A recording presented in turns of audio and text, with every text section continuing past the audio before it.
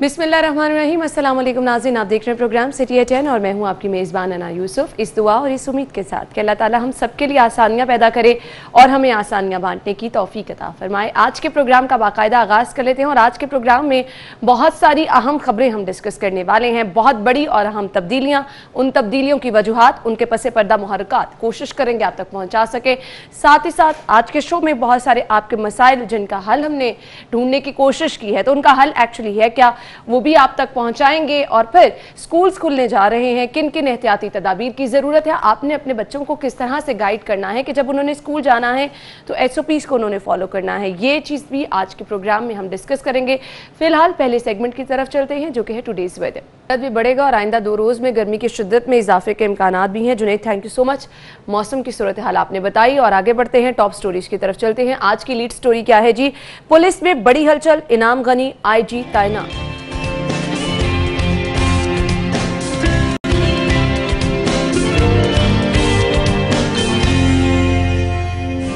Dengue का एक और कंफर्म केस, 755 मुश्तबा मरीज भी सामने आ गए।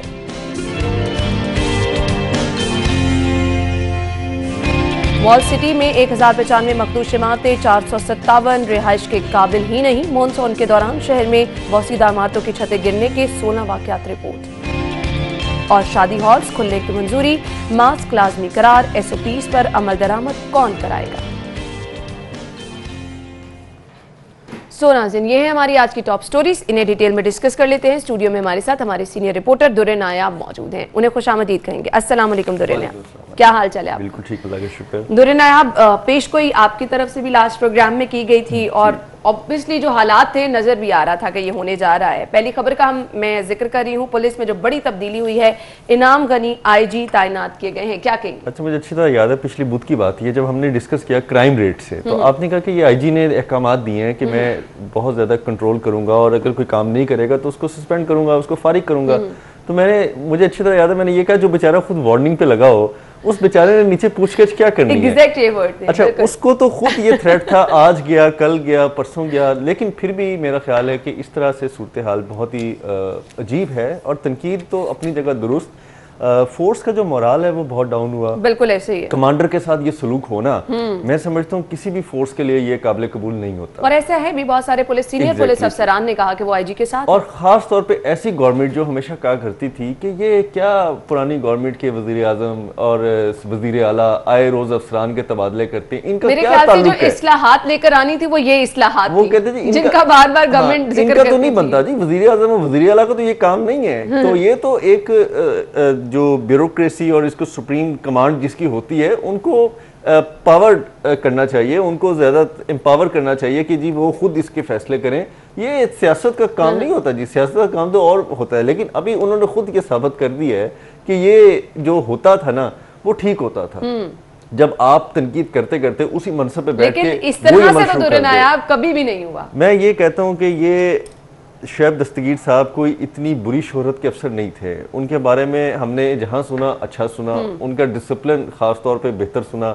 और डिसिप्लिन कायम करते करते कमांडर के साथ ये हो जाए तो मेरा ये ख्याल है कि ये एक लेसन था। और उन्होंने जब CCP को तब्दील किया उनकी मंशा के खिलाफ, मैं इसी तरफ आने लगी थी कि कुछ अगर हम बैकग्राउंड पे नजर डालें, उनके तहफ्फुजात जैसे ही CCPO की तैनाती हुई, उस दिन से उन्होंने दफ्तराना छोड़ दिया। बिल्कुल। और फिर ऑब्वियसली काम भी मुतासिर हो रहे थे। कतन ये कहना ज्यादती होगा कि उनको हटाया गया, बल्कि ये कहना दुरुस्त है कि उन्होंने इनके साथ काम करने से इनकार किया। बिल्कुल, क्योंकि और ये उनका इस्तेहकाक है। बिल्कुल बिल्कुल, तहफ्फुजात का इजहार किया था कि उनको लूप में नहीं लिया गया। एक पुलिस अफसर का ये इस्तेहकाक है कि अगर आप उसकी मंशा और उसकी कमांड के मुताबिक, जो कमांड आपने उसको सौंपी है उसके मुताबिक आप उसे काम नहीं करने देंगे, काम नहीं चलाने देंगे, तो फिर वो यही करेगा ना कि एहतजाजन कहेगा कि जी ठीक है, मुझे माजरत करें, मैं इस सीट को नहीं चला सकता। क्योंकि इसमें इतनी मुदाखलत, सियासी मुदाखलत, इतनी ज्यादा इसमें मुदाखलत हुई है जिसमें सबको सफाइयां देनी पड़ी है। कल गवर्नर साहब ने भी कहा जी कि मेरा इसमें अमल दखल नहीं है।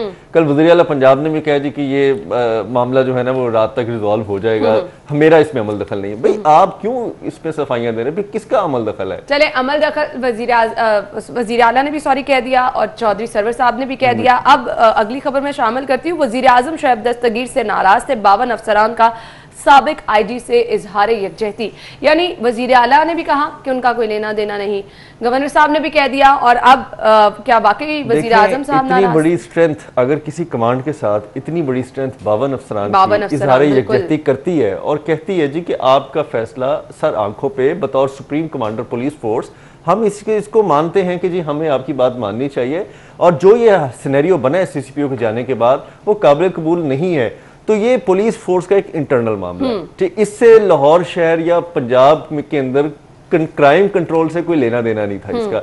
इसके अंदर आपके इनडिसिप्लिनरी एक्शन मैं समझता हूँ कोई नहीं एक्शन है। अगर बैठ के कोई बंदा सर जोड़ के मामले को देखता है, वो किसी से यार जगजती करता है, डीएमजी ऑफिसर्स भी करते हैं, आपके जो पीएमएस ऑफिसर्स हैं वो भी करते हैं, आपके पीसीएस ऑफिसर भी मीटिंग करते हैं। इसका मतलब है कि आप सबको उठा के आप चीफ सेक्रेटरी भी बदल देंगे, और आप जो है उसके बाद ब्यूरोक्रेट्स के जो है उनकी भी लाइन लगा देंगे तब्दीलियों के। तो फिर पुलिस के साथ ये क्यों है? पुलिस जहां 100 नाइंसाफियां करती है मुआशरे में, बहुत सारी बिगाड़ की वजह पुलिस फोर्स की कमांड ना होना, पुलिस फोर्स का एतमाद ना होना, पुलिस फोर्स के अच्छे अफसरान का और निचले अहलकारों का रिश्वत लेना, बहुत सारे मसाइल हैं। लेकिन इस तरह से किसी पुलिस फोर्स के साथ मोरल डाउन करके एक रिजल्ट की उम्मीद करेंगे तो 2 साल में 5 आईजी तब्दील होना, मुझे सिर्फ ये बता दें फिर उससे हम आम शहरी किस तरह से तवक्को कर सकते हैं कि हमारा जो अमनो अमान का सिस्टम है वो ठीक हो जाए? वो फिर बात वही आ गई ना कि जो आएगा उसको ये नहीं पता। इन्होंने बहुत ब्लंडर किए हैं ना। पिछली गवर्नमेंट में आपको याद होगा आरिफ नवाज साहब रहे आईजी, इन्होंने फिर आके उनको दोबारा आईजी लगा दिया। फिर इनको ख्याल आया कि नहीं तो ये तो पिछली गवर्नमेंट में रहे थे जी, फिर इनको हटा दिया। भाई आप कितनी देर ये आप टेनिस बॉल खेलते रहेंगे, बॉल उधर फेंकी, फिर उधर से इधर फेंक दी, उधर से उधर फेंक दी। और विफाक में और पंजाब में आपकी हुकूमत है, सेम वही पैटर्न आ गया है जो पिछले 10 साल मुस्लिम लीग नून का रहा। और उसी कम्बिनेशन के तहत आपने तमाम ब्यूरोक्रेट अफसरान को फुटबॉल बनाने की कोशिश कर दी है। पीएमएलएम में ये नहीं होता था। मैंने आपको 10 मिसालें दी हैं। मैंने आपको कमिश्नर लाहौर डिवीजन अब्दुल्ला सुंबुल साहब की मिसाल दी कि उन्होंने 4 साल से जायद कमिश्नरी निभाई। मैंने आपको डीजीपीएच मियां शकील साहब की मिसाल दी, उन्होंने 5 साल अपनी डीजीशिप निभाई। कैप्टन उस्मान साहब हो गए, नूरुल मिंगल या जो भी आपके डिप्टी कमिश्नर्स हो गए, उन्होंने अपना अच्छा टेन्योर निभाया। और उनको ट्रांसफर करते हुकूमत पंजाब और फेडरल गवर्नमेंट को दिल पे हाथ रखना पड़ता था कि हम एक अच्छा अफसर भेज रहे हैं, इसका फला कौन पूरा करेगा? आपने तो लूट सेल लगा दिए ब्यूरोक्रेट्स और पुलिस अफसर। चलिए, ये लूट सेल का वर्ड जो दुर्रे नायाब ने इस्तेमाल किया है, तो ये 2 सालों में जो लूट सेल लगी, 5 आईजी तब्दील हुए, किस आईजी का कितना टेन्योर था और उन्होंने क्या क्या खिदमात सर अंजाम दी हैं। जी तो नाज़रीन, आगे बढ़ेंगे और एक बार फिर से कुछ बात करेंगे नए आईजी की तैनाती के हवाले से, और कल जो तमाम तरवाक़ा पेश आया, जो पीएसपी चैप्टर की मीटिंग हुई, उसके बाद ये तब्दीली आई। अली साई साहब ने हमें ज्वाइन किया है। Thank you so much Sai साहब। कल ये जो मीटिंग हुई, इस तमाम तर मीटिंग का अहवाल डिटेल में बताइएगा।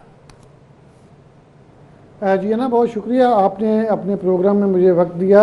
कल जो थी एक बहुत ज़बरदस्त मूव थी। यहाँ पे बिल्कुल ऐसे जैसे कोई आम इलेक्शन या जनरल इलेक्शन का माहौल होता है, तो सीपीओ में कुछ इस तरह का माहौल था कि कहीं किसी कमरे से कोई 10-12 अफसरान निकल रहे हैं, कोई किसी कमरे से कोई 10-12 अफसरान निकल रहे हैं, और किसी तरफ से लाहौर पुलिस के अफसरान का जत्था जो है वो आ रहा है। तो कमेटी रूम में 52 अफसरान पंजाब भर से इकट्ठे थे, जबकि दीगर अफसरान को वीडियो लिंक के जरिए ऑन कॉल लिया गया। तो इसमें फ़ैसला ये किया गया कि डिसिप्लिन की खिलाफ वर्जी की गई है। सीसीपी लाहौर की जानब से शुएब दस्तगीर साहब के खिलाफ जो कलमात बोले गए हैं, उस पर उनको ओहदे से हटाया जाए, उनके खिलाफ 155 जी के तहत कार्रवाई की जाए। तो इस तरह के बड़े खौफनाक फैसले थे। लेकिन जो ही इजलास ख़त्म हुआ तो उससे पहले आईजी पंजाब शुएब दस्तगीर तब्दील हो गए और उनकी जगह पे इनाम गनी साहब को तैनात कर दिया गया। साई साहब ये भी बताइएगा कि सीसीपीओ की जानिब से माजरत भी की गई थी, वो वहां पर आए भी और उन्होंने कहा कि अगर उनकी दिल आजारी हुई आईजी साहब की तो उस पर वो माजरत खा भी हैं। जी है ना, बिल्कुल। वो कल आए, जब यहाँ पे पहुंचे तो बाकायदा तौर पर इजलास में वो शिरकत के लिए दाखिल हुए। तो उनका कहना था कि मैं पीएसपी चैप्टर का मेंबर हूं तो मुझे दाखिले की इजाज़त दी जाए। लेकिन 15 से 20 सेकंड वो अंदर रुके, जिसमें उन्होंने कहा कि मैं आईजी साहब से गैर मशरूत माफ़ी मांगता हूं, वो मेरे कमांडर हैं, अगर मेरे से कोई गलती कोताही हुई है तो उस पर मैं माजरत करने आया हूं। और अभी तक जो उनकी जानब से कोई अगर हुक्म दिया गया है तो अदूली हुई है, वो भी बताया जाए। लेकिन अफसरान ने उनको कहा कि आप कमरे से बाहर चले जाएँ, आपके साथ बाद में मुलाकात होगी। वो कमरे से बाहर आ गए तो मेरी उनसे मुलाकात हुई। उनका कहना था कि मेरी आईजी साहब से कोई लड़ाई नहीं, वो मेरे कमांडर हैं। अगर कोई ऐसी बात किसी ने फैलाई है तो उस पर वो माजरत करने आए हैं और वो ऑन बोर्ड माजरत करेंगे। लेकिन यहाँ पे माहौल कुछ ऐसा था कि चूंकि एक अफसर के खिलाफ इजलास हो रहा है, पूरे पंजाब के पीएसपी अफसर उसके खिलाफ इकट्ठे हुए हैं, तो उसको अखलाकन भी इजलास में नहीं बिठाया जा सकता था। लेकिन फतह जो है वो सीसीपीओ को मिली, चूँकि शुएब दस्तगीर की जानब से इनकार किया गया था कि वो मौजूदा हालात में काम नहीं करेंगे, लेकिन हुकूमत ने कहा कि जो फैसला हुकूमत की जानब से किया गया है वो उस पर अमल दरामद करवाएंगे और आईजी पंजाब शुएब दस्तगीर को तब्दील किया गया है। अभी होता यह है कि सुबह 9 बजे यहाँ पे सलामी की सरमनी होती है, लेकिन शुएब साहब की जानब से पहले तो कहा जा रहा था कि मौजूदा हालात में काम नहीं करेंगे। कल कुछ 4 बजे करीब आर्डर हो चुके हैं, लेकिन अभी तक उनकी जानब से चार्ज नहीं छोड़ा गया, जिसकी वजह से सलामी की जो तकरीब है वो तखीर का शिकार हुई है और अब पहले जो 9 बजे तकरीब होनी थी वो 11:30 बजे पे चली गई है। जी सही। अच्छा अली साहब ये भी बताइएगा, 52 अफसरान हैं जिन्होंने साबिक आईजी के साथ इजहार यकजहती किया है, तो ये तो एक टफ टाइम भी हो सकता है। पुलिस अफसरान की एक इतनी बड़ी तादाद है जो कि साबिक आईजी के साथ इजहार यकजहती कर रही है, तो मुझे बताइएगा आगे मामलात फिर दुरुस्त सिमत में कैसे जाएंगे? जी है ना, मैं आपको पहले भी यही बता रहा था कि पीएसपी चैप्टर की जब मीटिंग ख़त्म हुई थी तो तब आईजी पंजाब तब्दील हो चुके थे, तो तब जो अफसरान यहाँ पे मौजूद थे वो सारे यहाँ से चले गए थे। मेरा नहीं ख्याल आज कोई भी शुएब साहब के हक़ में खड़ा हो, कोई भी शुएब साहब के लिए आवाज़ उठाए। अब सारे जो होंगे वो इनाम गनी साहब की कमांड में होंगे और इनाम गनी साहब में ये सलाहियत है, चूँकि वो यहाँ पे पहले भी काम करके गए हैं, वो बड़े पोलाइट हम्बल और चीज़ों को बड़े अच्छे तरीके से डील करते हैं, वो इन सब को टैकल कर लेंगे। और जो लाहौर पुलिस और पंजाब पुलिस की एक रिफ्ट चल रही है कमांड की, मेरा ख्याल है वो अगले 2-4 दिन में मुकम्मल तौर पर ख़त्म हो जाएगी और दोनों अफसरान एक पेज पे होंगे, चूँकि इन दोनों अफसरान की अच्छी दोस्ती है। दूसरी बात मैं आपको बताऊं कि जो पीएसपी चैप्टर के हवाले से आप बात कर रही हैं, तो जब आरफ साहब के ज़माने में एक ये कैंपेन चली थी कि डीएमजी के नीचे काम नहीं करेंगे, तो तब भी पीएसपी चैप्टर की जानब से आवाज़ उठाई गई, लेकिन तब भी इनाम गनी साहब का ये बयानिया था कि जो हुकूमत फैसला करेगी, चूँकि ये पुलिस के तब ऑफिशियल स्पोक्स पर्सन थे, तो जो इनका कहना था कि जो गवर्नमेंट फैसला करेगी हम उस पर हैं, लेकिन पीएसपी चैप्टर का कहना था कि हम रिज़ाइन करेंगे, हम अपने ओहदों पे काम नहीं करेंगे। लेकिन यही अफसरान फिर दूसरे दिन अपनी सीटों पर जाके काम करना शुरू हो गए। तो कल भी यही हुआ कि सारे शुएब साहब के साथ खड़े थे, शुएब साहब को फारग करवाया और सब घरों को चले गए हैं। आज इन्होंने फिर इजलास बुलाया था, मेरा नहीं ख्याल कि आज कोई भी अफसर जो है वो यहाँ इजलास में हिस्सा ले। सही। दुर्नियाब आप कुछ पूछना चाह रहे थे? मैं ये जानना चाहता था कि क्या किसी भी मुल्क की या किसी भी और सूबे की पुलिस की कमांड के साथ ऐसा होता है? क्योंकि मेरे नॉलेज में सिर्फ पंजाब के साथ ही ये सलूक होता है, बलूचिस्तान, केपी के और सिंध में बहुत ज़्यादा इस तरह के मसाइल नहीं कि 6 आईजी जो हैं वो तब्दील हो जाएं।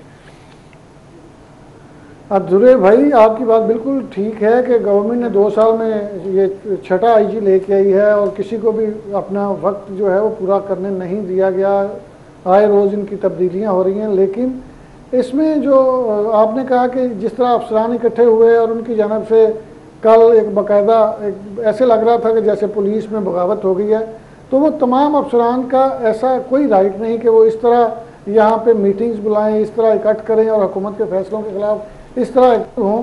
फिर अगर आपने एक्टिव होना है, आप मुतहरक हुए हैं, तो आप प्रॉपर इस पर स्टैंड लें। आप 2 घंटे का इजलास करते हैं, उसमें बड़े बड़े फैसले करते हैं, उसके बाद आप गायब हो जाते हैं मंजर आम से, और जिसके लिए आप खड़े होते हैं, जो समझ रहा होता है कि मेरे साथ स्टैंड कर रहे हैं आप, उसको आप मरवाते हैं और आप घरों को गायब हो जाते हैं। 2 आईजी तो पीएसपी चैप्टर खा गई है। आरफ नवाज साहब को भी चूँकि इन्होंने बड़ी हाइप क्रिएट करवाई, बड़ी खबरें चलवाई कि हम रिज़ाइन कर देंगे, हम डीएमजी के नीचे नहीं जाएंगे, तो आरफ साहब भी इनकी बातों में आ गए। फिर आरफ साहब ने इस बात का बरमला इजहार किया कि इन लोगों ने मुझे वर्गलाया था, मुझे जानबूझ के इस हद तक ले गए थे कि मैं इनका जो बयानिया था उस पर मुझे आना पड़ा। तो कल शुएब साहब को भी इसी तरह इन लोगों ने बड़ा हवा दी। कल ऐसे लगता था कि ये पीएसपी जो अफसरान है ये शुएब दस्तगीर को बचा लेंगे, लेकिन इनके इजलास ख़त्म होने से पहले ही वो काम हो गया जो 8-10 दिन में होना था। तो पहले मैंने तो कभी नहीं देखा कि किसी भी डिसिप्लिनरी फोर्स में इस तरह का काम हो कि किसी यानी सभी ऐसे करते हैं, हवाओं का रुख जहां जा रहा है वहीं अपने आप को भी मोड़ जो दिया कंधों पे जाता है। बिठाते हैं साइज है वही गिराते हैं। ये तो फिर साबित हो गया इससे, चाहे वो पुलिस है चाहे वो डीएमजी सर्विस है। मैं बिल्कुल दुरे भाई, मैंने पिछले 2 जो आईजी तब्दील हुए हैं इसमें ये मुकम्मल तौर पे जो मेरा एक्सपीरियंस है भाई गार्ड, उसमें यही नज़र आ रहा है कि ये मरवाने के लिए इकट्ठ करते हैं। तो आइंदा अगर किसी आईजी ने अपने ओहदे से फारिग होना हो, साई तो साहब उनको ये जरूर तमाम कोर्ट के लिए मामलात मुआवजा अपनी दें। जगह, मुझे सिर्फ बता दें वो जो दावे थे पुलिस इस्लाहात के, थाना कल्चर की तब्दीली के, अवाम को इंसाफ की फराहमी के, अब धड़ाधड़ आईजी की तब्दीली होती जा रही है, पुलिस अफसरान के ये अपने मामलात हल होने पे नहीं आ रहे हैं, ये ख्वाब कभी शर्मिंदा ताबीर भी हो सकेगा कि अवाम को इंसाफ मिलेगा या फिर नहीं? ना, ये बात बड़ी वाज़ेह है कि जो भी सियासी पार्टी आती है जितनी मर्जी दावे करे, जो मर्जी करे, उनके जो वर्कर्स हैं उनके मसाइल होते हैं वो हर सूरत में इन्होंने हल करवाने होते हैं, इन्होंने वोट लेने होते हैं। अगर इस्लाहात हो गई तो ना कोई किसी एमपीए को पूछेगा, ना एमएनए को, ना मिनिस्टर की कोई बात होगी। मिनिस्टर को भी इन्होंने, गवर्नमेंट ने अनाउंस किया कि एक पुलिस वाला दिया जाएगा। तो आपने कभी देखा कि कोई भी मिनिस्टर एक पुलिस वाले गार्ड के साथ है, वो 10-10 लोगों के साथ घूम रहे हैं? तो ये खुद ही इस्लाहात के रास्ते में रुकावट है। ये यहाँ पे कई चैंपियन अफसरान को लेके आए थे कि ये पुलिस में इस्लाहात करेंगे। अकरम दुरानी साहब जो साबिक आईजी केपीके थे जी, केपीके की पुलिस ठीक कर दी, लेकिन जब वो यहाँ पे आए तो 1 महीने में वो जो इस आईजी के साथ आए मोहम्मद ताहिर साहब के साथ, उनको भी फारिग करवाया, खुद भी रिज़ाइन कर दिया। उसके बाद जो सलीमी साहब को बुलाया गया कि इस्लाहात करें, तो वो भी कोई 8-10 माह रहे, वो भी फारिग हो गए। अब आरिफ नवाज साहब को भी किसी ने कुछ नहीं करने दिया। शुएब दस्तगीर साहब की बात की जाए तो आपके सामने जो उनके साथ हुआ है कि एक तरफ आप कहते हैं कि ये बड़े ऑनेस्ट अफसर हैं, ये बड़े प्रोफेशनल अफसर हैं, काम उनको आप करने नहीं देते, अब आप इनाम गनी साहब को ले आए हैं। मुझे लगता है जो भी आईजी पंजाब में आएगा वो इसी तरह ही शायद जाएगा कि उसकी कोई इज्जत का जो बची होती है वो यहाँ से जनाजा निकलवाते हैं और उसको यहाँ से भेज देते हैं।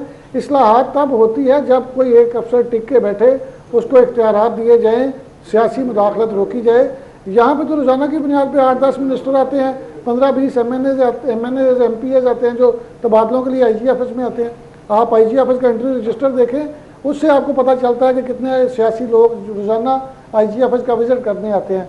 तो आपका क्या ख्याल है कि जो आईजी ऑफिस में आता है वो वैसे ही आईजी को मिलने आता है? हर बंदा अपने तबादला करवाने के लिए, अपने जो काम नहीं हो रहे पुलिस से वो करवाने के लिए आते हैं।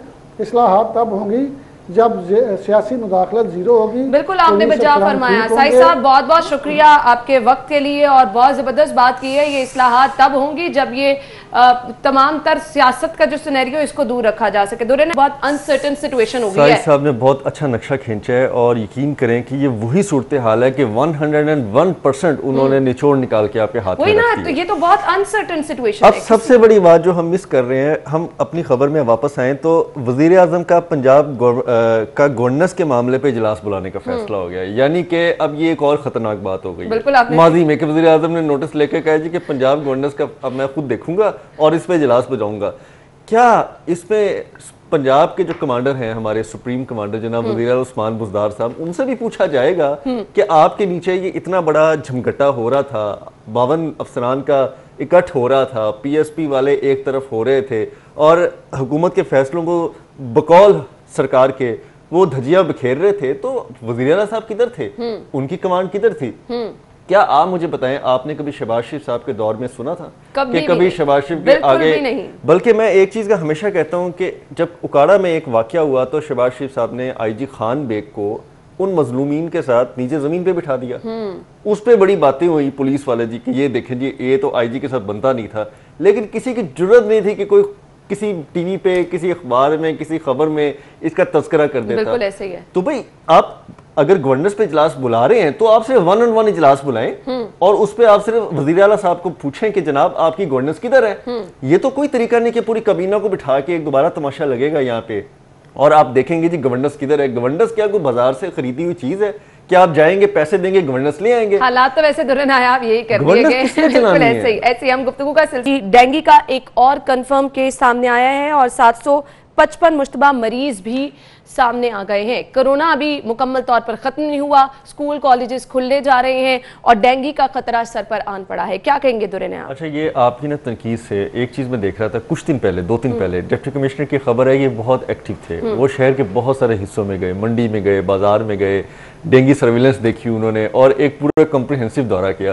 तो मैं सोचा था कि चलो शुक्र है कि किसी ने हमारी तनकीद को किसी डीसी ने, माजी में बहुत सारे डीसी गुस्सा कर जाते थे और वो इस चीज़ पर नाराज़ होते थे जी कि आप हमारी परफॉर्मेंस और गवर्नेंस पे क्यों बात करते हैं। हालांकि वो ये नहीं देखते थे कि अगर वो निकलेंगे, परफॉर्मेंस और गवर्नेंस दिखाएंगे तो अल्टीमेट इस शहर को फ़ायदा होगा और इसके रहने वाले बासियों को फ़ायदा होगा। अच्छा, और जरूर हम वो दिखाएंगे। अब दानिश साहब ने निकले हैं, चलें, अब बहुत अच्छी बात है, लेकिन जो अब असल वक्त की ज़रूरत है हमें उसको हमेशा फोकस करना चाहिए।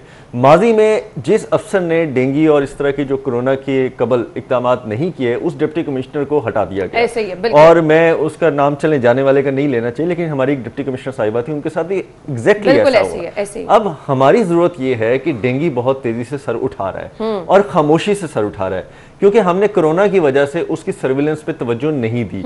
और बारिशें जिस शहर में 180 मिलीमीटर से अबव हो जाएं और रैपिडली हो, मतलब कि एक दिन 171 मिलीमीटर होगी, एक दिन 179 मिलीमीटर होगी, एक दिन 150 अबव मिलीमीटर होगी, तो शहर में बहुत सारे पॉकेट्स में पानी मौजूद है, छतों पे पानी मौजूद है, कहीं कोने किनारों पे पानी मौजूद है, किसी पंडालों पे पानी मौजूद है। कॉलेजेस ज्यादा जो कि बंद पड़े थे अब खुलेंगे, वहां पर तो आपकी सबसे बड़ी बात आपने की कि कोरोना की वजह से जो तालीमी इदारे बंद थे उनके अंदर तो पानी प्रॉपर मौजूद होगा और वही डेंगू लार्वा जो है वो परवरिश पाएगा।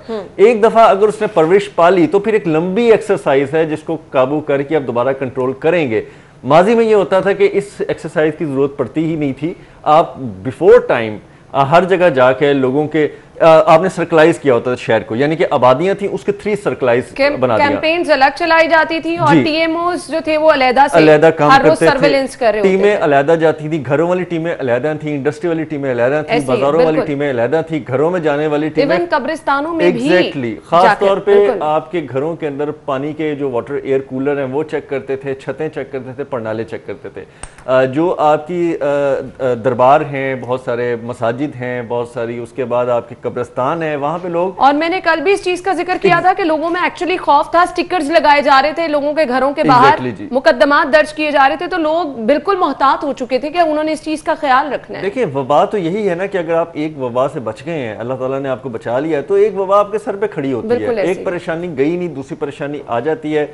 शहर में इन तमाम इदारों को, तमाम इदारे के जो सरबराहान हैं उनको तो हंगामी बुनियादों पे मुसलसल काम करता रहना चाहिए, और एक एक्सरसाइज बन चुकी है जो पिछले कई सालों से दोहराई जा रही है, आपको उस पर काम करना चाहिए। आपके पास डेंगू कंट्रोल की टीम है, आपको उस पर काम करना चाहिए। आपके पास IT के प्रोफेशनल लोग हैं जो डेंगू का रिकॉर्ड रखते हैं, टीमों का रिकॉर्ड रखते हैं, सर्विलेंस का रिकॉर्ड रखते हैं, आपको उसको देखना चाहिए। ये आज सितंबर है, सितंबर के जो रिजल्ट्स हैं, जो आप मेहनत नहीं करेंगे वो आपको अक्टूबर और नवंबर में खुदा ना खासा भुगतने पड़ेंगे। बिल्कुल ऐसे ही है, और कोरोना वाला सिलसिला भी साथ ही साथ चल रहा है। यहाँ पे 28 नए मरीज भी सामने आए हैं और एक शहरी जाम बहक भी हुआ है, यानी ये दोनों मसाइल साथ साथ चल रहे हैं, दोनों का ताल्लुक सिर्फ और सिर्फ सफाई से है, दोनों में आपने बहुत ज्यादा ख्याल। तुम यहाँ पे शहरियों से भी जरूर यही रिक्वेस्ट करना चाहूंगी कि हुकूमती सतह पर तो जो इकदाम हो रहे हैं, लेट हो रहे हैं, जल्दी हो रहे हैं, उसको एक साइड पे रख के हमारी अपनी जो रिस्पॉन्सिबिलिटीज हैं कम से कम हमें वो पूरी करनी चाहिए। एग्जैक्टली जी, क्योंकि MCL के जब जम हुआ है ना ये सारा मामला, TMOs जिस तरह से काम करते थे, हमने देखा है कि MCL उस तरह से परफॉर्म नहीं कर पाई। जिस तरह एक TMO शालीमार टाउन था, TMO इकबाल टाउन था, वो अपनी अपनी डोमेन में बहुत ज्यादा एक्टिव नजर आता था, उसके जिम्मे 3 4 5 काम लगे होते थे, वो उस पर रोज एक ऑटो सेट होता था, सुबह से लेकर रात तक कुछ ना कुछ कर लेता था। अब जब से मीटिंग होती थी उसमें कारकर्दगी पूछी जाती थी और उस पर डिप्टी कमिश्नर जो है वो सिर्फ बातों पे नहीं होता था, वो कहता था आप वीडियो प्रूफ दे दें, आप तस्वीरों के साथ प्रूफ दें और आप बताएं कि आपने कितने घर दिए। अच्छा, और डिप्टी कमिश्नर को पता होता था कि फलाने एरिया में कौन सी गली में कहाँ कहाँ क्या है, फिर वो क्रॉस चेक करके पूछ लेता था, उसको पता लग जाता था कि TMO गया है कि नहीं गया, वहां पे डेंगू सर्विस टीम गई है कि नहीं गई। तो यहाँ पे हमारे हालात इस वक्त ये हैं कि हमने इस पर तवज्जो ना दी तो हम डेंगू के साथ बहुत ज़्यादा टफ टाइम हमें मिल सकता है। तो इस पर डिप्टी कमिश्नर साहब को चाहिए कि वो अपने साथ तमाम काम जो वो नहीं कर सके बर वक्त उनको अब छोड़ दें थोड़ा सा। बिल्कुल ऐसा ही है, और ज्यादा मुतहरिक होने की इसलिए भी जरूरत है, हमारे स्कूल कॉलेजेस अब खुलने जा रहे हैं, तो अब हम इस सूरत हाल के मुतहम्मिल नहीं है, एक्स्ट्रा केयर की जरूरत है। खैर, ब्रेक पे जाना है, ब्रेक के बाद वापस आएंगे तो बात करेंगे मखदूश इमारतों के हवाले से, जो कि जान के लिए अब बड़ा खतरा बनती जा रही है, पहले भी थी, अब बड़ा खतरा जो है वो हम देख रहे हैं, क्योंकि इन मखदूश इमारतों का पुरसाने हाल कोई नहीं है, सिर्फ और सिर्फ हाईलाइट कर दिया जाता है, इसी पे इक्तफा किया जाता है। ब्रेक के बाद बात करेंगे, स्टे विद अस।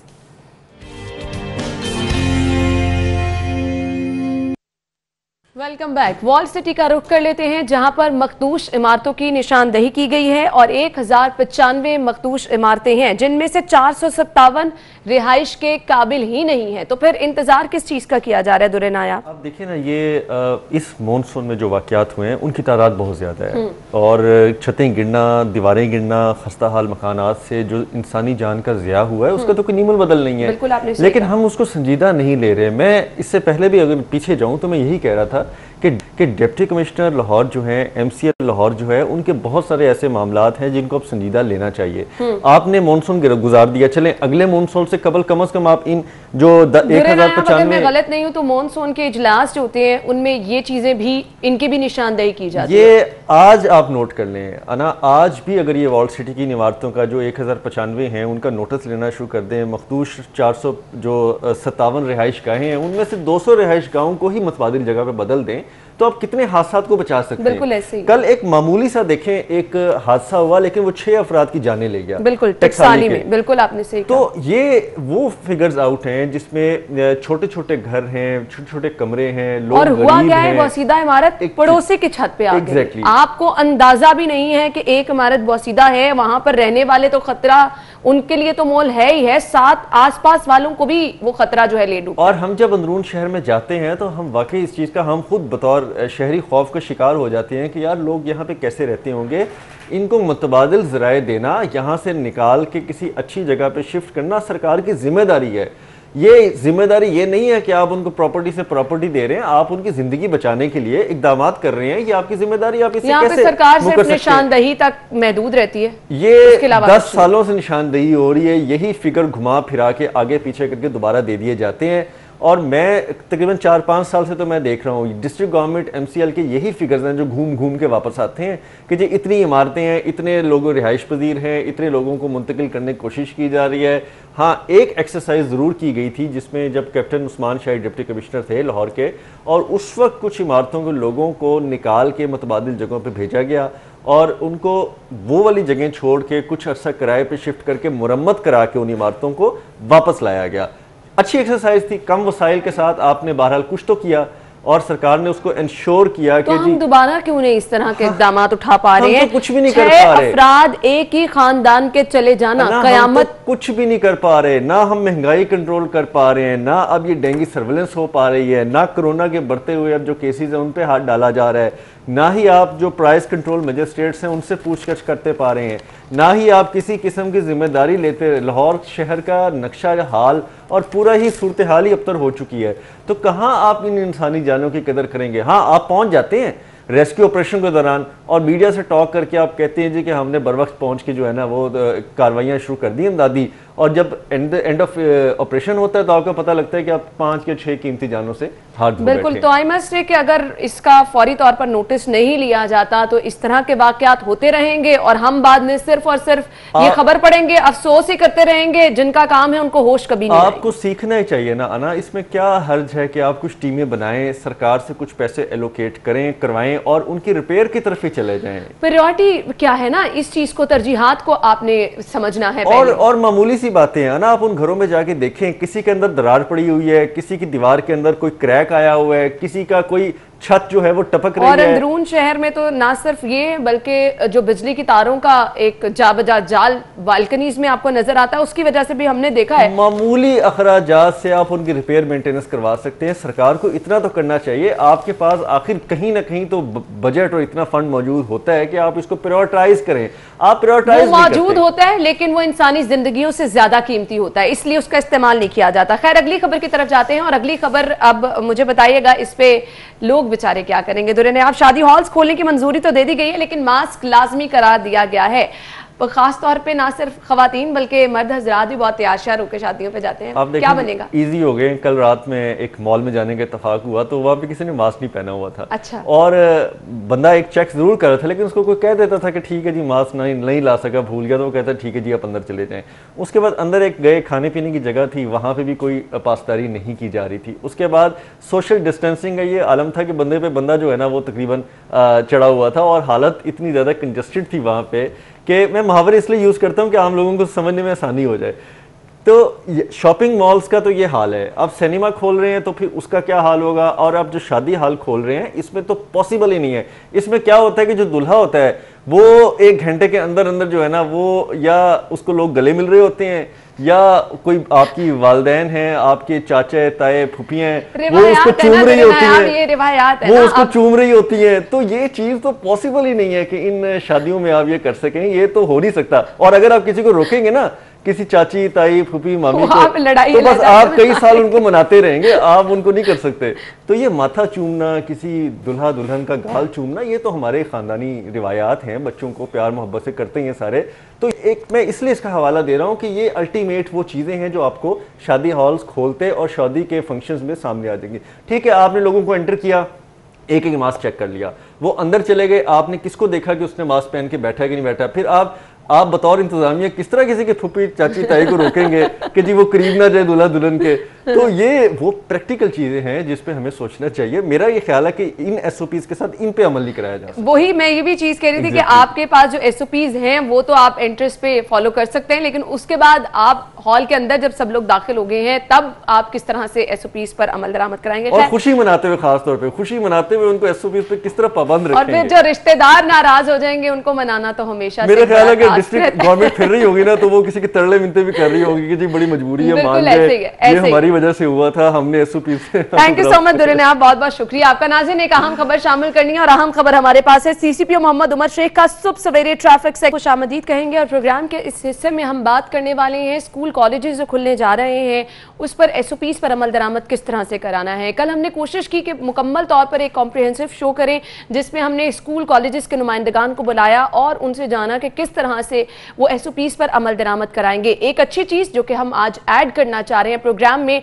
जो कि महकमा सेहत की जानिब से एक बहुत जबरदस्त इकदाम उठाया गया है, एक किताबचा जारी किया गया है जिसमें एसओपीज के हवाले से डिटेल सब बताई गई है। तो ये इसका मकसद क्या है, किस तरह से इसको स्टूडेंट्स तक पहुंचाया जाएगा और टीचर्स को किस तरह से पाबंद बनाया जाएगा कि उन्होंने किस तरह से बच्चों तक इंफॉर्मेशन पहुंचानी है कि उन्होंने एसओपीज पर अमल दरामद करना है। इस पर हम बात करेंगे। Secretary primary and secondary health care captain Usman साहब ने हमें ज्वाइन किया है। अस्सलाम वालेकुम सर, क्या हाल चाल है आपके? जी वालेकुम सलाम जी, बहुत शुक्रिया जी, आपके वक्त का भी बहुत बहुत शुक्रिया। सबसे पहले तो ये जो किताबचा जारी किया गया है, मुझे बताइएगा इसका मकसद क्या है और इसमें क्या क्या चीजें शामिल की गई हैं? लेकिन जी किताबचा जो हमने बनाया वो बुनियादी तौर पर आपके इल्म में है कि 15 तारीख से अब हमारे एजुकेशन इंस्टीट्यूशंस खुल जाएंगे और इससे पहले भी आपको पता है कि हेल्थ डिपार्टमेंट ने मुख्तलिफ एक्टिविटीज़ की, मुख्तलिफ इवेंट्स की एसओपीज़ बनाई और वो एसओपीज़ इशू की और जो कदरे छोटे सेगमेंट्स ऑफ सोसाइटी को टारगेट करती थी, इसलिए उनकी इम्प्लीमेंटेशन जो थी वो आसान भी थी। यहाँ अगर आप अंदाज़ा लगाएं तो अब करोड़ों की तादाद में, लाखों करोड़ों की तादाद में बच्चों ने 15 तारीख के बाद स्कूल्स का रुख करना है, एजुकेशन इंस्टीट्यूशंस का रुख करना है। इस एसओपी की जो कामयाबी थी वो ये थी कि कितना ज़्यादा लोगों को इसके बारे में अवेयरनेस होती है कि हमने करना क्या है। सही। और रूटीन की अगर हम एसओपी निकाल देते अंग्रेज़ी में और मतलब वो सफ़ेद A4 कागज़ के ऊपर तो शायद उसको किसी ने पढ़ना भी नहीं था। तो बच्चों के लिए टेक्स्ट बुक से हट के एक स्टाइल के अंदर ये किताबचा बनाया गया है जिसको अट्रैक्टिव बनाया गया है ताकि वो इसको अपना टेक्स्ट बुक समझ के नहीं बल्कि एक इंटरेस्टिंग चीज समझ के पढ़ेंगे। ठीक है, आई मस्ट से कि ये बहुत जबरदस्त आइडिया है। जिस तरह पिक्टोरियल सारी पिक्चर्स के जरिए बच्चों को बताया गया है तो बच्चों का एक इंटरेस्ट भी डेवलप हो जाता है और मैसेज जो पहुंचाना हम बच्चों तक चाह रहे होते हैं वो भी बहुत अच्छी तरह से पहुंच जाएगा। तो कैप्टन उस्मान साहब, इसकी चीदा चीदा नुकात कुछ बताइएगा, क्या क्या चीजें इसमें खास तौर पर जिन पे जोर दिया गया है, जो फोकस की गई हैं? देखिए, बुनियादी तौर पर हमने इसमें सिर्फ 3 या 4 बातें की हैं और वो आप देखेंगे कि वो फिर किसी न किसी तरीके से रिपीट हो रही हैं। कहीं वो मैसेज किसी और तरीके से कन्वे हो रहा है, कहीं वो फिल इन द ब्लैंक्स की शक्ल में आ रही हैं, कहीं वो MCQs की शक्ल में आ रही हैं। असल बात हम बच्चों को ये बताना चाह रहे हैं कि ये जो इन्फेक्शन है ये ड्रॉपलेट इन्फेक्शन है, ये एक दूसरे को हाथ लगाने से, छींकने खांसने से और हाथ ना धोने से फैल सकता है। और जो बुनियादी इसमें हमने मैसेजेस दिए हैं वो ये दिए हैं कि अपने चेहरे को ढांप के रखें एट ऑल टाइम्स। ना सिर्फ ये कि सिर्फ ये ऐसा ना हो कि ये एक्टिविटी सिर्फ स्कूल जाते वक्त और वापस घर आते वक्त देखी जा रही हो, बल्कि ये through out the day classroom में ब्रेक के दौरान उन्होंने ये मास्क पहनना है। और इसको इसके अंदर, इस बुक के अंदर मुख्तलिफ जगहों पे इम्बाइब किया गया इस बात को कि सिर्फ जाते और आते हुए मास्क नहीं पहनना, बल्कि क्लासरूम में और ब्रेक के दौरान भी पहन के रखना है। एक और बात जो हमने इसमें शेयर किया वो ये है कि खाना प्रेफरेबली घर से लेकर आए, क्योंकि खाना जब आप शेयर करते हैं तो ये वायरस ट्रांसमिट हो सकता है। और जो ज़ाहिर बात है, एक सोशल डिस्टेंसिंग की बात है कि 6 फुट के फासले पर रहें, हाथ ना मिलाएं। और जो एक सबसे इम्पॉर्टेंट बात है, जो बच्चों के लिए भी है और टीचर्स के लिए भी है और पेरेंट्स के लिए भी, हमारे इस इशू पे 3 स्टेक होल्डर्स हैं, बच्चे हैं, पेरेंट्स हैं और टीचर्स हैं, जिनको हमने मुख्तलिफ लैंग्वेजेस में टारगेट किया है 2 किताबचों के अंदर। बेसिकली एक बच्चों का किताबचा आपने देखा, एक इसी तरह टीचर्स का भी किताबचा है। जो सबसे इंपॉर्टेंट बात मैं बताने लगा हूँ वो ये है कि बच्चे जब घर आएँ तो घर वालों पे भी ये लाजिम है, टीचर पे भी ये लाजिम है कि वो बच्चे को एजुकेट करे कि उसने किसी से भी मिलने से पहले घर में आके हाथ धो लें, बिल्कुल, और प्रेफरेबली मुंह भी धो लें और कपड़े भी चेंज करें और फिर किसी से मिले।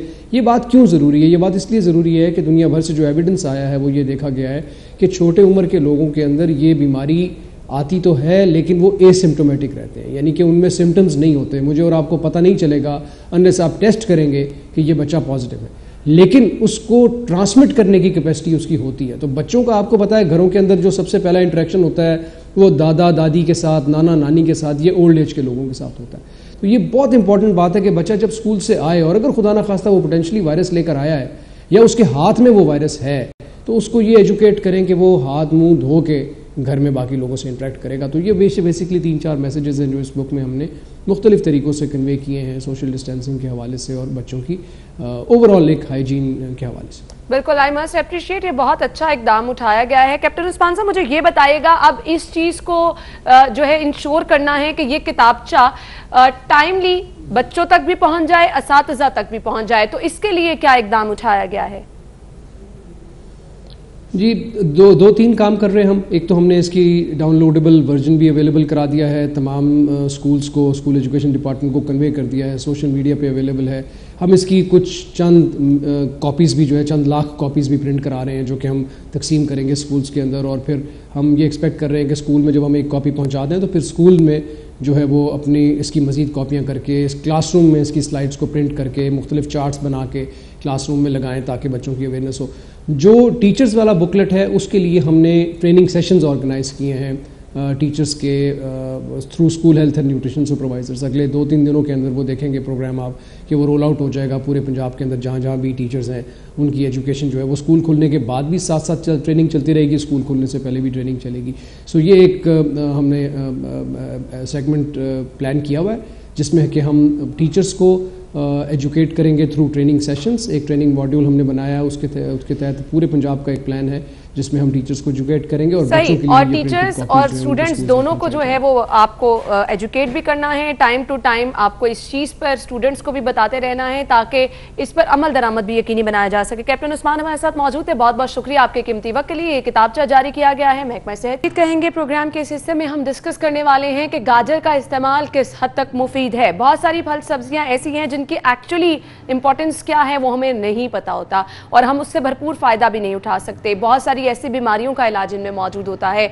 हम अपनी सेहत को किस तरह से बेहतर रख सकते हैं। बहुत सारे जल्दी मसाइल, हम कहते हैं हमारी जल्द उस तरह से जो है फ्रेश नहीं है, तो हमारे पास जो चीज़ें मौजूद हैं हम उन्हीं का इस्तेमाल करके इन मसाइल से बच सकते हैं। लेकिन कैसे, ये हमें गाइड करेंगे। हमारे साथ इस टाइम मौजूद है हमारे ग़िज़ायात आयशा नासिर, उन्हें खुशामदीद कहेंगे। अस्सलाम वालेकुम। वालेकुम अस्सलाम। क्या हाल चले आयशा? मैं बिल्कुल ठीक, आप कैसी हैं? बिल्कुल ठीक ठाक, thank you so much Ayesha. आज हम बात करने वाले हैं गाजर के इस्तेमाल। सबसे पहले बताइएगा अफादियत क्या है इसकी?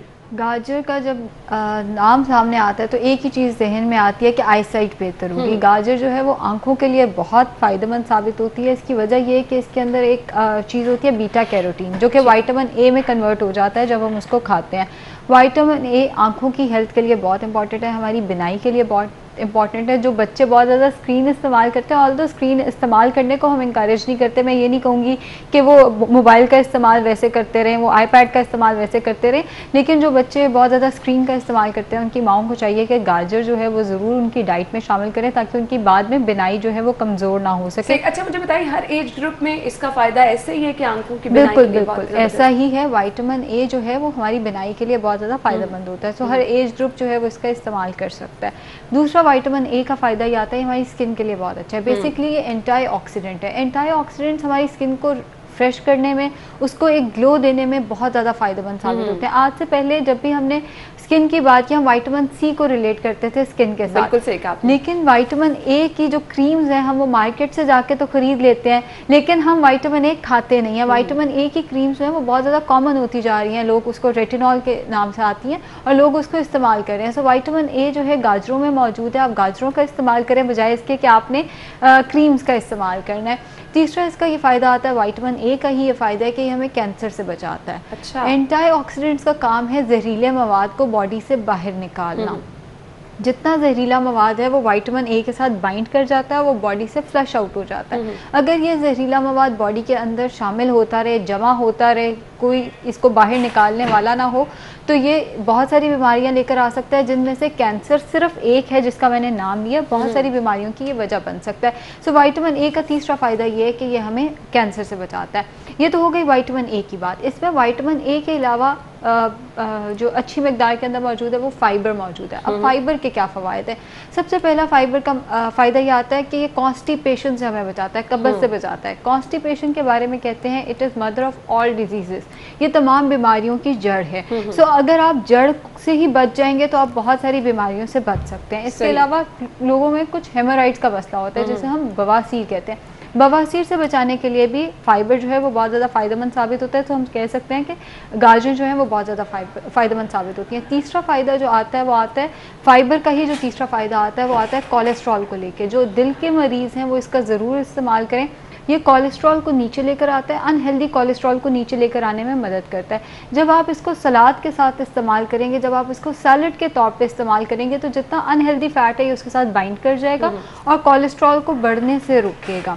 इसके अलावा हमारा जो शुगर लेवल है उसको ये रेगुलेट करने में हेल्प करता है, शुगर लेवल को स्टेबल करने में हेल्प करता है। जिन लोगों का शुगर का मसला, अगर नहीं भी मसला, मेरा शुगर का मसला नहीं है, लेकिन मैं फिर भी चाहूँगी कि मेरी शुगर जो है वो रेगुलर रहे, रेगुलेट होती रहे, बजाय इसके कि कभी हाई जा रही है। चले हफ्ते में चाहे एक दफ़ा ही हाई आती है, मगर मैं नहीं चाहूँगी कि कभी वो हाई हो। सो ये शुगर के पेशेंट्स के लिए भी बहुत ज़्यादा फ़ायदेमंद साबित होती है। इसके अलावा इसके अंदर विटामिन के मौजूद है। विटामिन के जो है वो ब्लड को क्लॉट होने से रोकता है। सो विटामिन के की हमें ज़रूरत होती है। हमारा ब्लड अगर क्लॉट हो जाता है, चलते चलते क्लॉट बनता है, तो फालिज हो सकता है। फालिज की वो बड़ी वजह बनता है। सो इसका ये फ़ायदा है कि हमें फालिज से भी बचाने में फ़ायदेमंद साबित होता है। सो अभी तक हमने जो देखा, स्किन के लिए अच्छा है, कैंसर के लिए अच्छा है। सिर्फ एक गाजर का इस्तेमाल और उसके फवायद एक पूरी लंबी लिस्ट के हैं। हम लोग इन चीज़ों को इग्नोर कर देते हैं। हमारे पास घर में ये चीज़ें मौजूद होती हैं, लेकिन हम उसका इस्तेमाल क्योंकि हम फ़ायदा नहीं जानते हैं तो हम उसका इस्तेमाल भी उस तरह से नहीं करते हैं। ये फवायद तो इतने सारे आपने बता दिए, अब इसका ज़बरदस्त तरीका इस्तेमाल क्या हो सकता है? सलाद के फॉर्म में इसको इस्तेमाल करना चाहिए, और जो लोग वेट कॉन्शियस वो तो बिल्कुल ही इसको सलाद की फॉर्म में इस्तेमाल करें। गाजर के अंदर कार्बोहाइड्रेट्स की अच्छी मिकदार मौजूद है। अगर आप इसको सालन में इस्तेमाल करेंगे ये वज़न बढ़ाएगी। अगर आप इसको सलाद में इस्तेमाल करेंगे, चूंकि इसके अंदर कार्बोहाइड्रेट्स की अच्छी मिकदार है, फाइबर की अच्छी मिकदार है, फिर ये वेट लॉस करने में हेल्प करेगी। सो अगर इसको इस्तेमाल करना और अच्छे तरीके से इसको इस्तेमाल करना है तो सबसे अच्छा तरीका ये है कि सलाद के तौर पर या स्नैक के तौर पर आप 2 छोटी कैरेट्स का इस्तेमाल कर सकते हैं। कई दफ़ा बच्चे वैसे भी बहुत शौक बिल्कुल बच्चे शौक से खाते हैं। वो बनी के साथ हम थोड़ा सा एसोसिएट करते हैं तो बच्चे जो हैं वो और ज़्यादा शौक से खाते हैं। कभी कभी चलते फिरते एवं भूख लग जाती है, तो उसके लिए जो है वो गाजर बहुत ज़्यादा फ़ायदेमंद है। हुम्मस के साथ, हुम्मस क्या है, आपने चने लेने हैं, उनको उबाल के उनके अंदर आपने थोड़ी सी नमक, मिर्च, थोड़ा सा अदरक वगैरह डाल के एक पेस्ट बना लेना है। 1 चम्मच आपने ऑलिव ऑयल, जैसे एक सॉस होती है वैसे ही आपने हुम्मस जो है वो बना लेना है। हुम्मस एज अ डिप आप गाजरों की स्टिक्स के साथ लगा के बच्चों को दे सकते हैं, बहुत ज़्यादा फ़ायदेमंद साबित होगा। जो हुम्मस है उसके अपने फ़वायद और गाजरों के फ़वायद तो हम डिस्कस कर चुके हैं। सो एज अ स्नैक जो है ये काम कर सकता है। वेट लॉस में ये बहुत ज़्यादा फ़ायदेमंद है अगर इसको सैलेड के तौर पे। बिल्कुल, आयशा हम गुफ्तगू करेंगे। आयशा हमारे साथ मौजूद है। आयशा, मैं बात कर रही थी कि आपने इस्तेमाल बताया कि हम बेस्ट फॉर्म में किस तरह से कर सकते हैं। गाजर का जूस भी बहुत सारे लोगों को पसंद है। गाजर का जूस जो है उसकी अपनी एक अफादियत है, थोड़ा वो वेट गेन कराता है। जैसे मैंने बताया कि कार्ब्स, बेसिकली गाजर है ही सारा का सारा कार्बोहाइड्रेट, थोड़ी सी इसके अंदर शुगर का फैक्टर भी आ जाता है। तो थोड़ा सा वेट वो गेन कराएगा ही कराएगा, लेकिन अगर किसी को अपना इम्यून सिस्टम बेहतर करना है, अपना कुव्वत मुदाफ़ियत बेहतर करना है, या उसको बिनाई जो है अपनी बेहतर करनी है, या वो चाहता है कि उसकी स्किन बेहतर हो जाए, तो वो गाजर का जूस इस्तेमाल कर सकता है। एक ड्रिंक होती है और हम उसे कहते हैं ABCD, apple beetroot carrot drink.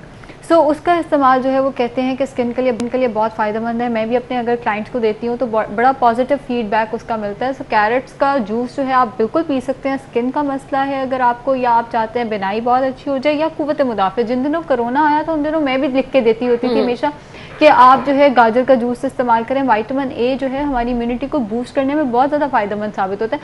जितने विटामिन हैं वो सारे के सारे बूस्ट करने में हेल्प करते हैं, लेकिन विटामिन ए भी गाजरों में होता है, विटामिन के भी होता है। ये दोनों कुव्वत मुदाफ़िअत को बूस्ट करने में बहुत ज़्यादा हेल्प करते हैं। अगर किसी को कोई प्रोलॉन्ग बीमारी रही है, हॉस्पिटल से डिस्चार्ज होकर वो घर आया, वो नॉर्मल खा पी सकता है, तो उसको चाहिए वो गाजर का जूस जो है वो अपनी डाइट के अंदर ज़रूर शामिल करे। वेट लॉस के लिए नहीं करना, वेट लॉस में ये हेल्प नहीं करता, लेकिन वैसे ओवरऑल हमारी स्किन के लिए और जो मैंने बाकी चीज़ें बताई उनके लिए हेल्पफुल है। सही। अच्छा, मुझे आयशा ये बताइएगा कि हम इसका इस्तेमाल जो है सैलेड में आपने कहा कर सकते हैं, गाजर का जूस हम पी सकते हैं बच्चों के लिए खास तौर पे। ऑब्वियसली वेट लॉस के लिए तो आपने बताया कि जो लोग कर रहे हैं उसको इस्तेमाल नहीं करना, बच्चों के लिए किस हद तक फ़ायदेमंद है? बच्चों के लिए मैंने जो स्टार्ट में बात की कि स्क्रीन एडिक्शन जो है आजकल सबसे बड़ा मसला बनता जा रहा है। छोटा सा बच्चा भी आईपैड के बगैर, मोबाइल के बगैर वो नहीं रहता। अब उसका सबसे बड़ा जो इफेक्ट आ रहा है वो आ रहा है कि बच्चों की आईसाइट, 9-10 साल के बच्चे उन्हें बहुत ज़्यादा उनकी आईसाइट वीक है और ग्लासेस उन्हें लगे हुए हैं। सो बच्चों के लिए पहला और सबसे इंपॉर्टेंट फ़ायदा ये आता है कि जो स्क्रीन एडिक्शन है उसके अगेंस्ट ये फ़ायदेमंद साबित होता है। हमारी जो आईसाइट है उसके लिए बहुत ज़्यादा फ़ायदेमंद साबित होता है। इसके अलावा बच्चों को कार्बोहाइड्रेट्स चाहिए होते हैं क्योंकि बच्चों की फिजिकल एक्टिविटी ज़्यादा अच्छी होती है। अब हम लोग हैं, हम एक ही कुर्सी पे बैठे बैठे पूरा दिन गुजार देते हैं, लेकिन बच्चे, उन्हें आप एक जगह बैठाओ वो कभी भी एक जगह नहीं बैठेंगे। पूरे घर में भाग दौड़ रहे हैं, भागने दौड़ने के लिए जो एनर्जी चाहिए वो कार्बोहाइड्रेट से आती है। अब जो बच्चा जितना एक्टिव होगा उसका वेट उतना कम होता जाएगा। अक्सर माएँ परेशान हो रही होती हैं कि हमारे बच्चे का कद तो बढ़ रहा है लेकिन उसका वजन नहीं बढ़ रहा, बच्चा देखने में बहुत ज़्यादा कमज़ोर लग रहा है। तो उस केस में उन्हें गाजर, अगर वो बच्चा वैसे गाजर नहीं खाता, कैरेट केक की फॉर्म में दिया जा सकता है। आप गजरेला बना के बच्चे को, उसमें दूध भी आ जाएगा, हाँ चीनी की जगह आप गुड़ का या शहद का इस्तेमाल कर सकते हैं। तो आप इस तरह से बच्चे को दे सकते हैं। वो बच्चे की जो वज़न बढ़ाने के लिए भी फ़ायदेमंद साबित होगा, बच्चे की ग्रोथ में भी हेल्प करेगा, और जो इसके अंदर वाइटामिन्स हैं वो बच्चे की कुव्वत मुदाफ़िअत को बढ़ाएंगे। बच्चा, देखिए बच्चे की कुव्वत मुदाफ़िअत सबसे ज़्यादा इंपॉर्टेंट होती है। बिल्कुल, वही ग्रोइंग एज होती है तो उसमें बहुत ज़्यादा ज़रूरी होता है। अच्छा आयशा, मार्केट में डिफरेंट कलर्स की गाजरें अवेलेबल होती हैं, इसका डिफरेंस मैं ज़रूर आपसे जानना चाहूँगी। एक होती है ऑरेंज कैरेट जिसे हम कहते हैं, और एक होती है जो नॉर्मल हम लोग जैसे देसी कैरेट हम कहते हैं। वो जो नॉर्मल कैरेट होती है, जो देसी कैरेट जिसे हम कहते हैं, उसके अंदर रेड कंटेंट ज़रा ज़्यादा होता है, जो मिनरल्स और विटामिन्स होते हैं वो निस्बतन ज़्यादा होते हैं। जो ऑरेंज कैरेट है वो उसे आप कह सकते हैं फार्मी गाजर, वो हम नॉर्मली सैलेड में ज़्यादा यूज़ करते हैं। उसका जो टेस्ट है वो भी कोई बहुत ज़्यादा, आप ये कह सकते हैं बहुत ज़्यादा रिच टेस्ट नहीं होता, लेकिन उसका असल में तो लोग इस्तेमाल ही नहीं करना चाहते, मगर अगर मजबूरी में इस्तेमाल करना पड़े तो सूप्स में सबसे ज़्यादा वो इस्तेमाल होती है। उसका ये है कि उसके अंदर न्यूट्रिएंट्स इतने ज़्यादा नहीं है जितनी रेड कैरेट के अंदर मौजूद है। जो रेड कलर आता है वो आता है बीटा कैरोटीन से, यानी विटामिन ए की वजह से वो सारा रेड कलर आ रहा होता है। सो जो ऑरेंज कैरेट है उसमें निस्बतन कम है, जो रेड कैरेट है उसके अंदर निस्बतन, यानी प्रेफर आपको ये करना है कि आप रेड कैरेट का ही इस्तेमाल करें। चाहे सेब हैं, चाहे कोई भी सब्जी है या फल है, देसी चीज़ जो आपने प्रेफर करनी है, जो हमारे पास फार्मी चीज़ आ जाती है उसको अवॉइड। और ये इतनी ज़बरदस्त चीज़ है, जिस तरह के आयशा ने तमाम डिटेल बताई है, आप इसका अगर रूटीन में इस्तेमाल, हर एज ग्रुप की, मर्द, खातीन, बच्चे, इक्वली ये सबके लिए उसी तरह से फ़ायदेमंद है। अगर आप इसका इस्तेमाल बनाएंगे बहुत सारी बीमारियों से तो आप बच ही सकते हैं। स्किन के मसाइल भी आपके बहुत ज़्यादा हल हो जाएंगे। बच्चों की हमने बात की, कुव्वत मुदाफ़अत इससे बेहतर होगी। तो ये बहुत ही ज़बरदस्त इसका इस्तेमाल है, इसको रूटीन का हिस्सा ज़रूर बनाएं। आयशा, मैसेज क्या देना चाहेंगी? जितना हो सके बैलेंस डाइट का इस्तेमाल करें। गाजरें अगर आप नहीं खा सकते, बहुत लोगों का गाजरों का फ्लेवर डेवलप नहीं हुआ होता। पहले तो यही बात कि बच्चे को छोटे होते से आदत डालें।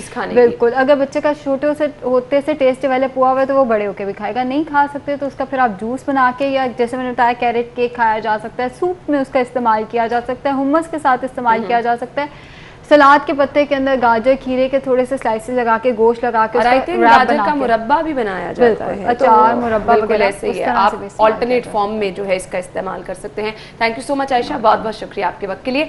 नाज़रीन, ब्रेक लेंगे और ब्रेक के बाद आपको दोबारा से ज्वाइन करेंगे। आप हमारे साथ रहिएगा।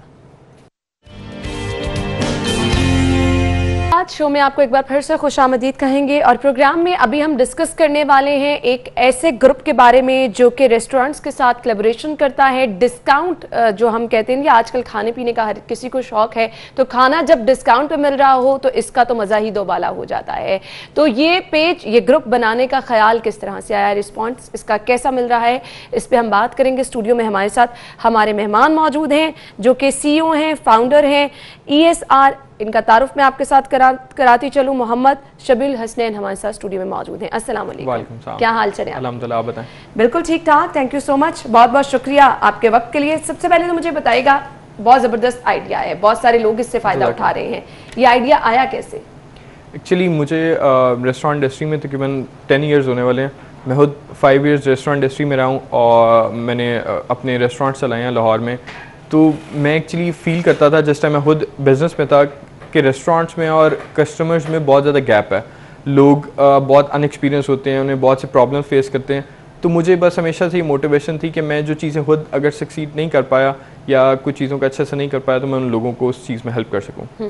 तो ये इस तरह से आइडिया ड्राइव और ये प्लान किया। अच्छा मुझे बताएं, बहुत ज़बरदस्त चीज़ ये है कि लोगों को मुख्तलिफ रेस्टोरेंट्स के बारे में इंफॉर्मेशन दी जाती है, वहाँ की डील्स, पैकेज क्या चल रहे हैं, ये सब चीज़ें बताई जाती हैं। रिस्पॉन्स कैसा आता है लोगों का? बहुत अच्छा रिस्पॉन्स है अल्हम्दुलिल्लाह। It is Pakistan largest food forum और हमारे पास इस वक्त 3,50,000 से ज़्यादा यूज़र बेस है और इसमें से तकरीबन 3 लाख एक्टिव मेंबर्स हैं। एक्टिव मेंबर्स का मतलब ये है कि वो एक वीक में एक पोस्ट करते हैं या एक कमेंट करते हैं या एक दफ़ा आके ग्रुप खोलते हैं। तो बहुत अच्छा रिस्पांस है उसका। रेस्टोरेंट्स बहुत खुश होते हैं, उन्हें अच्छा रिस्पांस मिलता है। सही। अच्छा मुझे ये बताएं, एक्चुअली बहुत सारे लोग तो ऑलरेडी जानते हैं, जिस तरह आपने बताया इतनी बड़ी तादाद में फॉलोअर्स हैं।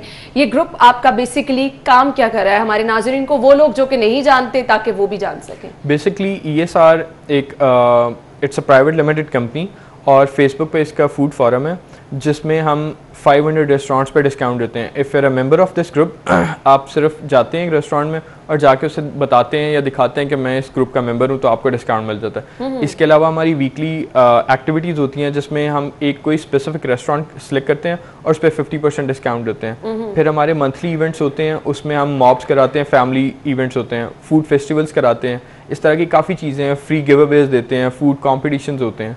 तो that's how it is। और ये हेल्दी एक्टिविटीज़ भी शामिल हो जाती हैं, क्योंकि खाने के साथ साथ जब इस तरह की एक्टिविटीज़ हो जाएं तो हम वैसे ही जिस तरह कहते हैं कि लोगों के पास कोई एक्टिविटी नहीं होती, तो ये एक अच्छा प्लेटफॉर्म है। अगर आप इसको ज्वाइन करें तो ये एक ज़बरदस्त जो है, इसमें ये चीज़ भी ऐड की गई है। अच्छा, एक और चीज़ गरीब लोगों के लिए, मुस्तहिकीन के लिए भी आप कुछ कर रहे हैं, तो वो ज़रूर हम शेयर करें। हम बेसिकली हमने 4 ईयर्स के अंदर एक CSR एक्टिविटी बिल्ड की है, उसका नाम है इसरा। इसरा का बेसिकली मायने है नेकी का रास्ता और इंग्लिश में इसका abbreviation is ESR against hunger. इसरा का बेसिकली कॉन्सेप्ट ये है कि हम रेस्टोरेंट से फूड जो एक्सेस था वो कलेक्ट करते थे और नीडी लोगों तक पहुंचाते थे। फिर आहिस्ता आहिस्ता हमने ये करना शुरू किया कि हम ऑर्फनेजेस में डिफरेंट जाते थे बाय मंथली और ऑर्फन्स को वहाँ से कलेक्ट करके उन्हें रेस्टोरेंट्स में लेके जाके उन्हें रेस्टोरेंट का एक्सपीरियंस देते ताकि एग्जैक्टली वही लाइफ वो जी सकें और वो वही फूड खा सकें जो हम लोग अपनी डेली लाइफ में खाते हैं। और अल्हम्दुलिल्लाह हम अब अपना ऑर्फनेज भी स्टार्ट करें और उसमें बच्चों को ला के तो वही सारी एक्टिविटीज़ को परमानेंट हिस्सा बना रहे हैं उसका। बिल्कुल, ये तो बहुत ज़बरदस्त आइडिया है। अच्छा मुझे बताइएगा, रेस्टोरेंट्स लोग बहुत चूजी हो गए हुए हैं खाने के मामले में, ख़ास तौर पर क्योंकि बहुत ज़्यादा फूड चेन है, आपके पास ऑप्शंस बहुत ज़्यादा हैं, तो लोगों को ये भी गाइड करना कि कहाँ पर उनकी पसंद का खाना, कहाँ पर कौन सी डिश वो चाह रहे हैं तो सबसे बेस्ट है, ये सब चीज़ें भी आपके प्लेटफॉर्म पे हैं बिल्कुल मौजूद? हम top 10 burgers, top 10 Chinese restaurants, इस तरह से हमने अपनी डिवीजन्स भी बनानी शुरू की हुई हैं रेस्टोरेंट में, वो सारी लिखी भी होती हैं। उसके अलावा हमारे ब्लॉगर्स होते हैं, मैं खुद, बाकी हमारी टीम रेस्टोरेंट्स में डिफरेंट जाते हैं और अपने फूड रिव्यूज़ बताते हैं। उसके अलावा किसी ने अपनी कोई सजेशन लेनी होती है कि if they are looking for Chinese और देसी फूड तो वो पूछ भी सकते हैं और उन्हें सजेशंस वगैरह मिल जाते हैं। सही। और इसके साथ साथ कुछ लोग शिकायतें भी कराना चाहते बिल्कुल, हैं, बिल्कुल। वो उनके लिए भी क्या फ्री हैंड है? हाँ बिल्कुल, अक्सर लोगों का अच्छा एक्सपीरियंस नहीं रहता तो वो अपना नेगेटिव रिव्यू ज़रूर आके शेयर करते हैं और हम उसे अप्रूव करके उसे रेस्टोरेंट ऑनर तक पहुँचाते हैं ताकि वो उसको इम्प्रूव कर सके अपनी चीज़ों को। सही। अच्छा, बहुत सारे लोग जिस तरह कोविड की वजह से घरों में महसूर होकर रह गए थे, तो इस तरह के टाइम खुदा ना खास्ता अगर ये चीज़ें हम आगे भी फेस करनी पड़े, अल्लाह ताला रहम करे, तो हम किस तरह से इस चीज़ से फ़ायदा उठा सकते हैं? घर बैठे हम अच्छा और मयारी खाना खा सकते हैं? जब कोविड था भी तो हमने बहुत से रेस्टोरेंट्स जो डिलीवरी फूड कर रहे थे, तो हमने उनके ऊपर डिफरेंट डील्स दी हुई थी, डिस्काउंट्स थे, उनके फूड की प्रमोशन की, ताकि यह है कि लोग घर में बैठ के अच्छा साफ़ सुथरा खाना खा सकें।